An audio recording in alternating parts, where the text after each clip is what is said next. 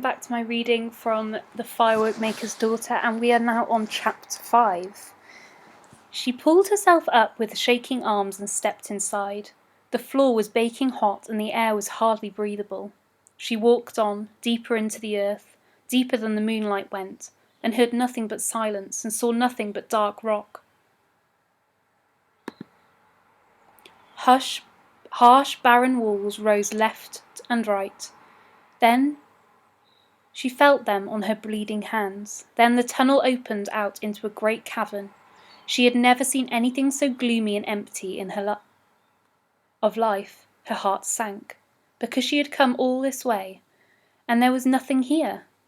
She sank to the floor, and as if that were a signal, a little flame licked out of the rocky wall for an instant, and went out. Then another, in a different place. Then another. Then the earth shook and groaned, and with a harsh, grating sound, the rocky wall tore itself open, and suddenly the cavern was full of light. Lilla sat up astonished, as red fire and flame licked and crackled at the rocky roof. All of a sudden the grotto was alive with movement, as 1,000 fire imps swarmed upwards to dash themselves against the rock, and smash into 1,000 more, and as a wide carpet of boiling lava spread from side to side, as a clang and clash of mighty hammers and anvils rang with the rhythm of a great fire dance. The cavern was full of light and noise. Thousands upon thousands of little fire spirits toiled and blazed and swung hammers, and ran to and fro with handfuls of sparks, and swarmed against the rocky wall, till it melted and slid downwards like soft wax. Then the greedy creatures plunged their red hands into it, and lifted up the bubbling sulphur into their tiny mouths, and ate, until another mass of rocks slid down and smothered them. And then, into the heart of the light, and the fire, and the noise, leapt Razvani himself, the great fire fiend, whose body was a mass of flames, and whose face a mask of scorching light. Thousands of fire imps scattered as he landed, and even the blazing flames bowed down to him, and so did Lilla. In a voice like the roar of a forest fire, Razvani spoke. "By what right have you to come to my grotto?" She swallowed hard. It was difficult to breathe, because she seemed to be taking fire into her lungs as well as air. "I want to be a firework maker," she managed to say. He laughed a great laugh. "You? Never! And what do you want from me?" "Royal sulphur," she gasped. At that he snapped his sides and laughed even harder, and a chorus of jeers and shrieks of merriment burst from all the fire imps. "Royal sulphur? Did I hear that? Oh, that's good, that's funny. Well, speak, girl. Have you the 3 gifts?" Lilla could only shrug and shake her head. She could hardly speak. "I don't know what they are," she said. "So, what are you going to exchange for the royal sulphur?" he roared. "I don't know." "You were going to give nothing in exchange?" She had nothing to say. She bowed her head. "Well, you've come this far," said the fire fiend, "and there's no going back. Now you're here, you must walk in the flames like every other firework maker. I expect you've brought some magic water from my cousin, the goddess of the lake. You've brought nothing for me, but I don't suppose you've forgotten to take care of yourself. Better drink it quickly." "I've got nothing," Lilla gasped. "I didn't know about the magic water or the 3 gifts. I just wanted to be a firework maker. And I'll be a good one, Razvani. I invented self-igniting crackle dragons and shimmering coins. I've learnt everything my father could teach me. It's all I want, to be a firework maker like him." But Razvani merely laughed. "Show her the ghosts," he cried, and clapped his blazing hands. Instantly a crack shivered its way down the rock wall, and out of the opening came a procession of ghosts, each attended by fire demons. The ghosts were so pale and transparent that Lilla could hardly see them, but she heard them wailing. Beware, look at me.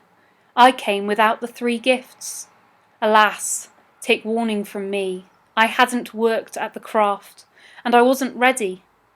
Maiden, turn back. I was arrogant and headstrong. I didn't seek the water from the goddess, and I perished in the flames. Wailing and weeping, the ghost passed across the lake of fire and vanished into a crack in the opposite wall. That's what happens to those who don't come prepared, said Razvani. But now you must submit yourself as they did. Walk into my flames, Lilla. You have come for the royal sulphur.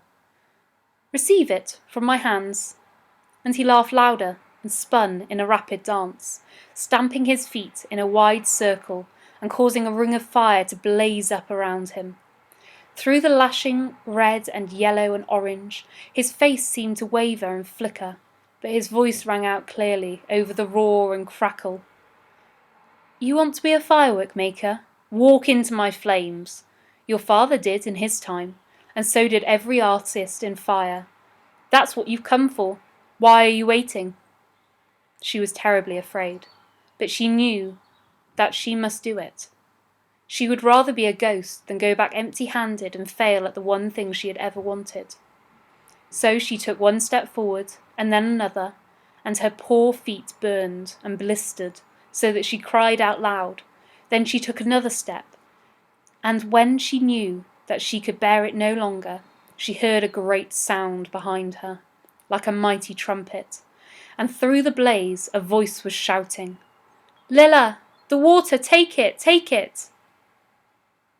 And there was a small figure beside her, thrusting something into her hands, a gourd, a drinking gourd with a clasp that she tore off, before lifting it to her parched lips and drinking deep. All at once a marvellous coolness spread through her body, and down the tips of her toes. The pain vanishing and the dryness in her throat and lungs was soothed and moistened. At the entrance to the cave behind her, she could see Shaluk, shrinking back and covering his face from the heat, and she could see Hamlet fanning himself with his ears. But she was in the heart of the fire, facing Razvani once again, and the flames were harmless now. They played like fountains of light. They rushed up her legs and arms and across her face like darting birds, and she felt light and joyful, as if they were a flame.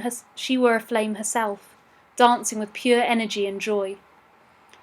So you've done it, Razvani said to her. Welcome to the flames, Lilla. And the royal sulphur, she said. Ah, when you reach the heart of the fire, all your illusions vanish. Didn't your father tell you that? Illusions? I don't understand. The royal sulphur doesn't exist, Lilla. There is no such thing. Then how can I be a firework maker?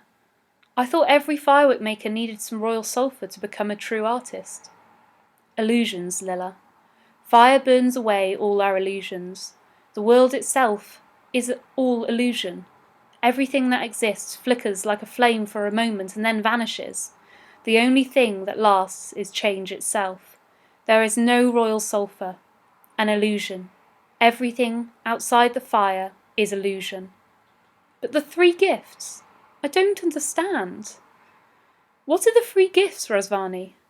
Whatever they are, you must have brought them to me, he said. And that was the last thing she heard from him. For as he said that, he was dwindling away, and the lake of fire darkened and became red rock, and then just rock, and all the myriad fire imps became little feeble sparks that floated aimlessly for a second and sank and went out at once. The grotto was bare again. Lilla turned away from where the fire had been. She was dazed and disappointed, calm and curious, pleased and puzzled. In fact, she didn't know what she felt or who she was for a moment. But then she saw Shaluk and ran to him. Shaluk, you saved my life. And you're hurt, you're burned. Let me help you. He was shaking his head and tugging her hand. Don't waste any time, he said. We've got to hurry. Tell her as we go, Hamlet." They stumbled out of the grotto, into the pale light of dawn, and Hamlet said, "I'm sorry, Lilla. I heard the birds talking at the foot of the mountain. They said, 'Look, the white elephant. That's the very one who escaped from the city.' And I asked the bird what he knew, and he said, 'The firework maker helped you to escape. Someone saw and told the king, and now Lackland has been arrested and is going to be executed.' Then he flew away to tell the other birds. Lilla, we've got to go back as fast as we can. Don't waste time blaming anyone. Get on my back and hold tight." So in a torment of fear that pulled Rasvani and the royal sulphur and the three gifts completely out of her mind, Lilla clambered up next to Shaluk on the elephant's back, and held on tight as Hamlet began to slither down the mountain into the light of dawn.